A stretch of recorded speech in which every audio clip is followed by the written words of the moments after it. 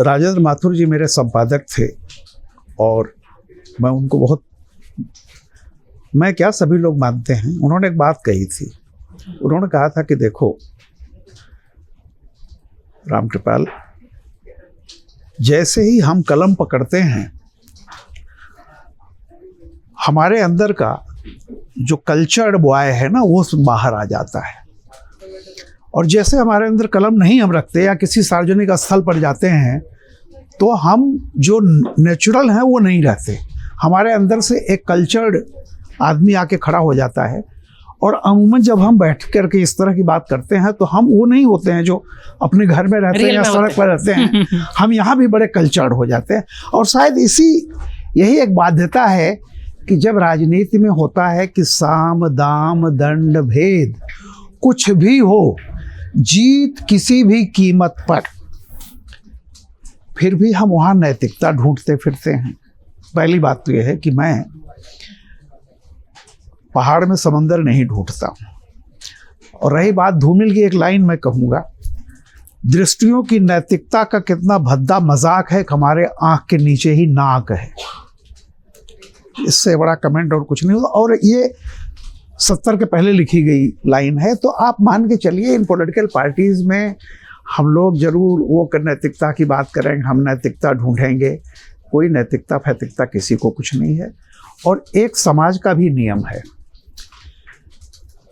मैं पूर्वांचल उत्तर प्रदेश के बिल्कुल आजमगढ़ और फैजाबाद ज़िले का बिल्कुल वहाँ पैदा हुआ और एक छोटा बच्चा जब था, हमें मेरठ भी नहीं पता था, हम वेस्टर्न यूपी के किसी चीज़ को नहीं जानते थे। लेकिन गांव का 10-12 साल का बच्चा जो है नजीबाबाद जरूर जानता था। हमको भी नजीबाबाद पता था।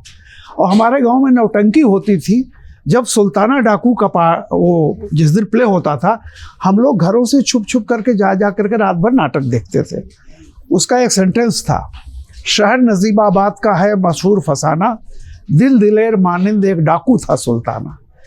नजीबाबाद के किसी संत को मुझे नहीं पता है, लेकिन सुल्ताना डाकू पूर्वांचल उत्तर प्रदेश में भी सबको पता है, पूजा जाता है। तो एक होता है पढ़े लिखों की नैतिकता, एक होती है क्लासेस की नैतिकता और मासेस की नैतिकता। इसमें 36 का आंकड़ा होता है। लालू जी को सजा हुई, बिहार का पूरा इलेक्शन जीत गए। जब डिक्लेयर हुआ कि अपराधी हैं, सजा याफ्ता हैं, उसके बाद भी वो पॉपुलर रहे। और लालू जी ने खुद कहा था, मैंने अपराध किया लेकिन तुम्हें जुबान दी, सारे इलीगल ठेके अपर कास्ट से लेकर के तुम्हें जितने खनन माफिया को खत्म करके तुमको माफिया बनाया, वोट मिला।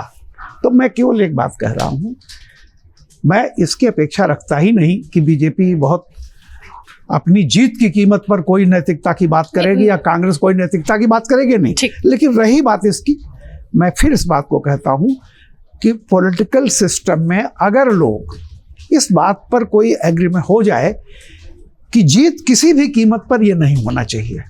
अगर आप सुधार चाहते हैं तो कुछ चीज़ें हैं जिनसे आपको, चाहे आप जीते या हारे, उनसे बचना पड़ेगा।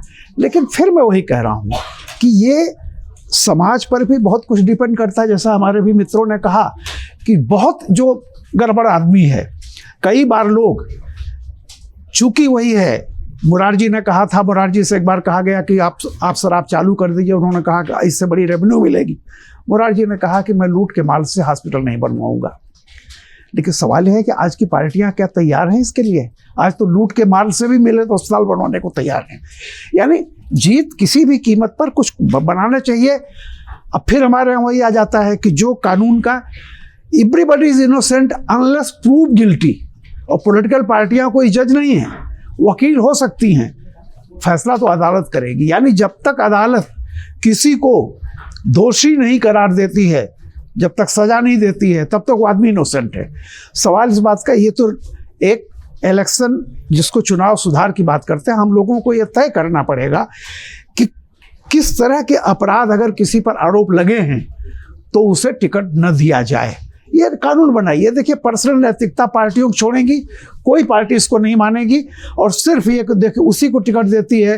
तमाम रोज अखबारों में आता है इतने गुंडे हैं, इतने अपराध के मुकदमे उन पर चल रहे हैं, टिकट सब पार्टियां दे रही हैं।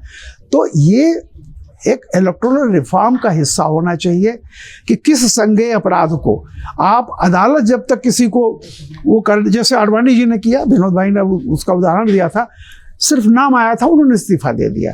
लेकिन बहुत सारे लोग, अब नाम आया है, एक दूसरे मुख्यमंत्री हैं, नाम आया है, उनको पकड़ भी लिया गया, फिर भी कह रहे हैं अब तो मुख्यमंत्री यही से रहेंगे। तो ये डिपेंड करता है अलग अलग चीजों पर।